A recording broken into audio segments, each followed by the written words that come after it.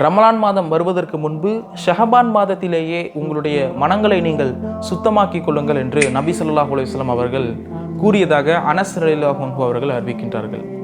அதாவது ரமலான் மாதம் வருவதற்கு முன்பு நாம் தயாராகி இருக்க வேண்டும்.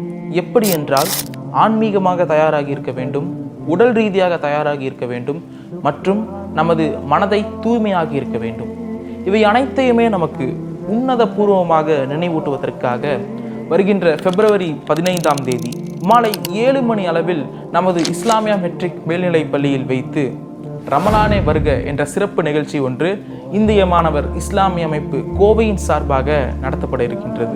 இதில் தலை சிறந்த சிறப்பு பேச்சாளர்கள் பேச இருக்கின்றார்கள். இந்த நிகழ்வில் நாமளும் கலந்து கொண்டு நபி ஸல்லல்லாஹு அலைஹி வஸல்லம் அவர்கள் கூறியதின்படி ஷஹபான் மாதத்தை பயனுள்ளதாக கழித்து ரமலான் மாதத்தை உன்னதபூர்வமாக அனுபவிக்க எல்லாம் வல்ல அல்லாஹ் தஆலா நம் அனைவருக்குமே அருள் புரிவானாக. ஆமீன்.